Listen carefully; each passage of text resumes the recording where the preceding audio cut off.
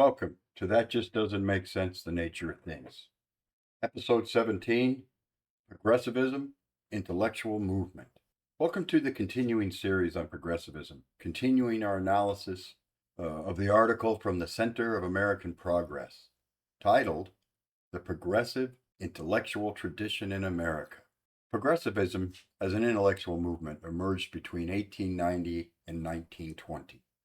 As a response to the multitude of problems associated with the industrialization of the U.S. economy. Frequent economic depressions, political corruption, rising poverty, low wages, poor working conditions, tenement living, child labor, a lack of collective bargaining power, unsafe consumer products, and the misuse of natural resources.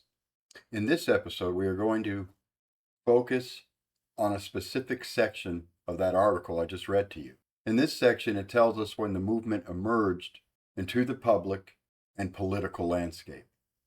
It states that a response to the multitude of problems associated with the industrialization of the U.S. economy. I stopped right here or there because I want to review the list of so-called problems. Why do I phrase it so-called?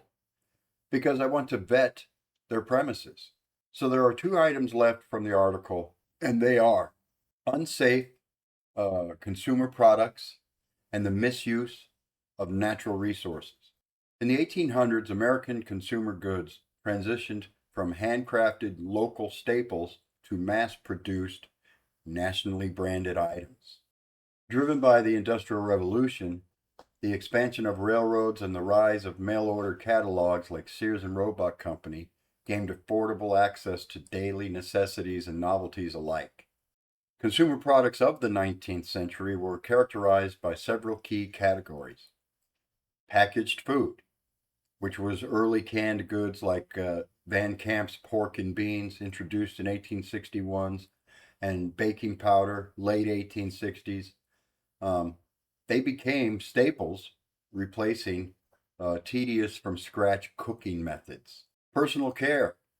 Brands like Colgate revolutionized dental hygiene by introducing toothpaste in jars in 1870, which evolved into squeezable tubes by 1892. Clothing and textiles. The invention of the affordable sewing machine in the 1850s, such as those sold by Singer, on installment plans alongside mass-produced garments and corsets made stylish clothing accessible to working and middle-class Americans. Household furnishing and tools. Ice boxes, the precursor to the modern refrigerator, and mass-produced graniteware, cooking vessels were highly sought after. Early catalog goods. By the late 1800s, the Sears and Roebuck Company catalog allowed rural families to buy everything from pocket watches and toys to agricultural supplies and stoves. The price and availability of specific category items, e.g. toys, kitchenware, hygiene products.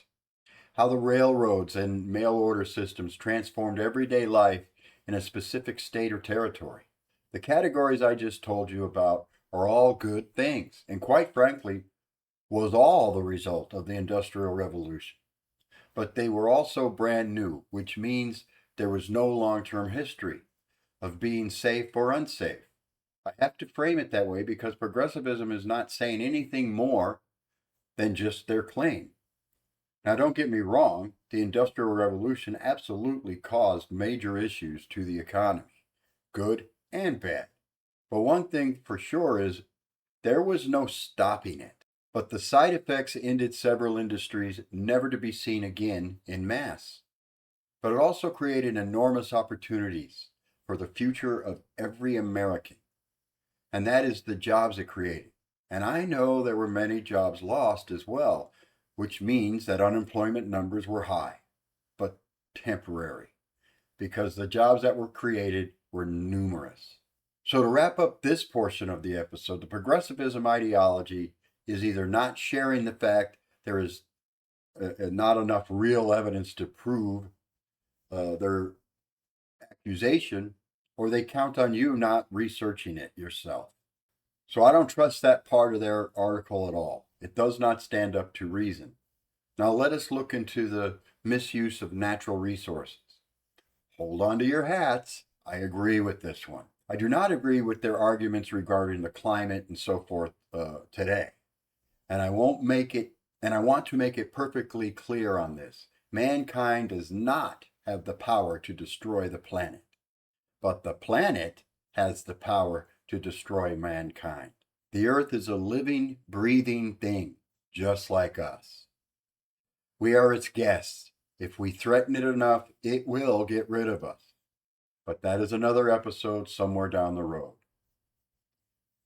When I typed in my search bar in Google and asked it about the misuse of natural resources in the 1800s, in the United States, here's a list that was sent back to me.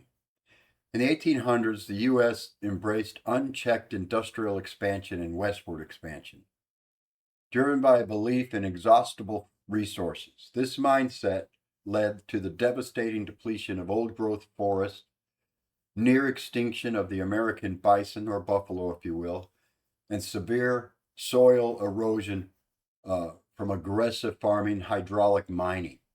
As far as animal exploitation is concerned, I agree with the progressivism premise, but not any solution that they may come up with. I only agree to common sense solutions that make sense.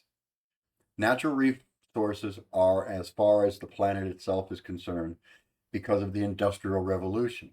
The United States and the rest of the world understands that we must be better stewards of it. I do not believe that we are going to run out of anything that is natural, because my argument is in the name of the issue, natural. The word has a meaning. I hope this episode was able to get you to say to yourself, maybe he has something there. Or, I don't know what the hell I'm talking about. Either way, I don't care. I only care about you coming up with an answer that is based upon your own research and your own reasoning. And if it should move you to, post a comment regarding it, and we can discuss it in another episode. Thank you for watching and listening, and do not forget to comment, like, and subscribe. And don't forget to hit that notification bell so you don't miss a single episode. Thank you, and we'll catch you on the next one.